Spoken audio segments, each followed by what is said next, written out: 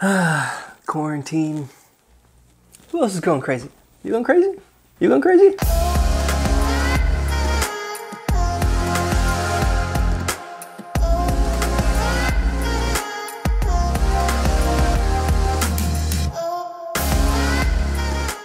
So welcome back, everybody. Today we're talking about what I think is the #1 way to improve your film photography or your photography in general while in quarantine. So one of the nice things about shooting digital is you have full control of all your settings, your ISO, shutter speed, all that stuff. Your shutter speeds can go up to 8,000, 10,000 plus, whatever.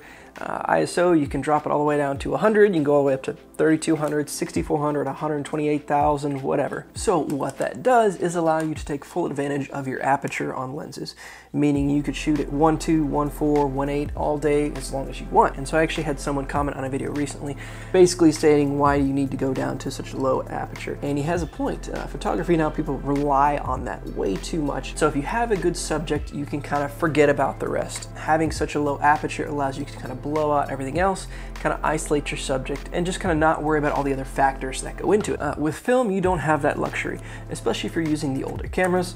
Most of the ones I have only go up to about 2,000 max shutter speed, if not 500 to 1,000. ISO, whatever you pick is what you pick. You can't adjust it, you can't change it, mid-roll, anything like that. You have to finish off that roll with what you're shooting. Well, with film, especially street photography, one of the things that makes it so cool and so unique is that you have to shoot at a high aperture. So kind of everything is in focus. And when that happens, if you get someone who really knows what they're doing and gets a great shot, it's not only that your subject matter is in focus, but also the full composition, your background, your lighting, the texture, the contrast, everything kind of pulls together to make that image so great. But you have to take all those factors into consideration. And what's the best way to work on that is working on your macro photography. Now, just hear me out, okay? And some of you are probably thinking, I'm not gonna shoot macro photography. That's stupid, doesn't make sense, anything like that. Just hear me out for a minute. I've never been a fan of macro photography. I don't enjoy it. I've never used it. The only thing I use macro photography for is taking pictures of wedding rings. And I just use lens whacking and flip my lens around and take pictures of that, and then I go back to my business. I don't even own a macro lens outside of for my film cameras. So this was challenging and also a learning experience for me as well. So for this, we use the Nikon FG, simply because I already had a roll of T-Max 100 in there that I needed to finish off. And then we use the Nikon 105 2.8 lens. This is also the lens that I use for my DSLR scanning. I just put an adapter on my Fuji and I do it that way. So why is this the best way to improve your photography? Well, one, unless you're taking a close-up of someone's nose, you don't have to see anyone. Two, you can take pictures of all around your house, and content is endless, basically your imagination and what you have in your house. It allows you to kind of stay in the house and just use what you have available. And then with macro photography, it's not about your subject. Because you're taking such a close-up shot, you're only getting a small picture of what your subject is. Whereas with normal photography, take a full picture of someone's face or a full picture of someone posed in front of a building or all that kind of stuff. You get the full grasp of it. With macro photography, you only get a little sliver of that. So it becomes much more important choosing your composition, seeing the texture of it, the lighting, the contrast, the lines in your image and how they cross over and everything. Yeah, I didn't do any of that. If you work on those principles with a macro lens, you can take what you learn shooting macro and apply it to your normal photography to further improve your images, your compositions, the photos you're taking, and take more advantage of the scene that's around you. It's going to greatly improve your photography, not just your film photography, but your photography also. Also, I shot black and white, which means I could not fall back on color either. I had to even more rely on just kind of contrast and things like that. So, let's take a look. Nikon FG, T-Max. Now, I'll also go ahead and say that I ended up pushing this T-Max 400 to 800. If I were to go back, I would push it to 1600, just because when I was inside taking pictures, I was worried about a lot of shake, so I think that kind of held me back from better composing my shots, just because I wanted to put myself in a situation where I didn't have to worry about shake or anything like that. So I probably would have pushed it to 1600 if I were to go back, to give me more room to up my shutter speed and make sure I didn't get any movement, and also up my aperture to kind of give me more in focus, to give me more detail in certain shots. So my wife has a lot of plants, different things out there that have a lot of good texture, a lot of contrast, color, things like that. So the first thing I did was go outside and kind of walk around and take pictures of that.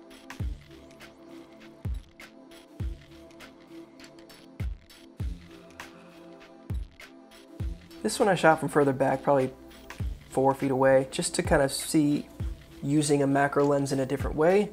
Again, this is an experiment for me too.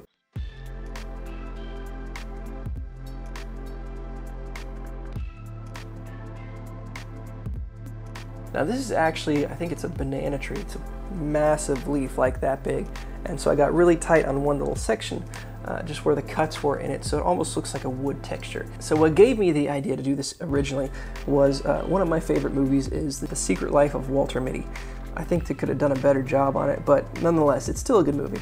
So the one part where he's trying to find all the pictures and like that, and the one where he ends up finding out it's a chip in the piano at his house. And you would have never known what that is, and it was just about lines, shadows, like the imperfection on that piano. You would have never known what it is unless you saw the full subject of it. And that's kind of where I got this idea. Side note though, that whole roll of film, I feel like he shot it on Leica, I can't remember exactly, but even then, like, what did he do? Push it to 1600 to shoot inside the house, and then the whole rest of the roll he shot at 1600 too? And then who just carries around a macro lens for something like that? I don't know about that, but that's another topic. This is some stained glass outside. Again, compositionally, I didn't really put as much thought into it as I should have, but you can see the texture, the lines, you know, the air bubbles in that stained glass, the different colors that end up black and white, making it super contrasty. All that plays into it. This is actually shot outside, broad daylight, and was actually a little shadowy on the ground below this, but I have no idea how it turned out all black behind it. But it looks kind of cool, and it really just kind of reaches out to you. And I think that's kind of a good subject matter. This is probably one of my more favorite shots on the roll. So we have an old typewriter, and that's probably my favorite thing to shoot. So we got close up on the keys here. This one I actually do kind of like with the lines, the different numbers, and all that kind of stuff there. Really like how that worked out. These are just the arms to all the keys here as it kind of turns around there. So this is kind of what I mean by getting a close-up of something and just kind of working with your shadows, your highlights, your lines, all that kind of stuff in and out of the frame. And you wouldn't really know what this is unless you step back and saw the full picture of it. Some texture here with leather and metals and things like that as well.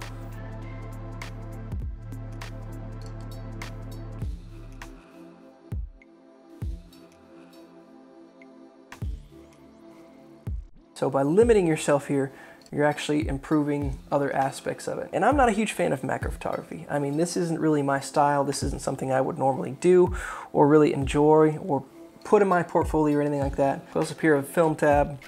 It's probably the only full-size thing of anything I got.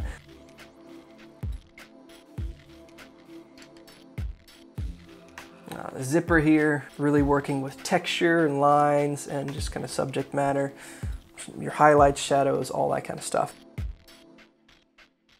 I thought about including a review of the Nikon FG in this, and I don't think I will. I think I'll hold that off for when I do a little more substantial shoot with it. But what I will say about the Nikon FG is it is a very capable, very compact camera. It's probably the most underrated in the Nikon line, behind, of course, the Nikon and then the Nikon EM, in my opinion. This does have a lot more features than the Nikon EM, but it is going to cost you $50-ish extra. As far as the Nikon, also a lot more features. This is much more electronic. The Nikon can be shot fully mechanical or with a battery, but it's got the needle. This one gives you exact shutter speed readings, and you kind of pick from there. But otherwise, this is just about as capable as the rest of the Nikon line. Shutter speeds go from 1 second all the way up to 1/1000. It has a bulb mode, it has an automatic shutter speed setting, has a shutter priority setting. ISOs go from 12 all the way up to 3200, and then it has one of the best focusing prisms in the Nikon line. It has the split image in the center and then the split prism around that. So it is a very, very capable camera, and I am slowly talking myself into wanting to use it much more. So if you can get your hands on one, now is probably as good a time as any. Honestly, I think film cameras are going to drop in price over the next few weeks just because of the current situation. Sad, but sadly true as well. But yeah, that is a topic for another time. So that is going to wrap it up on this video on what I think is the best way you can improve your overall photography and film photography during the whole quarantine. Stay creative, keep doing what you can with what you have available, and I will see you in the next video.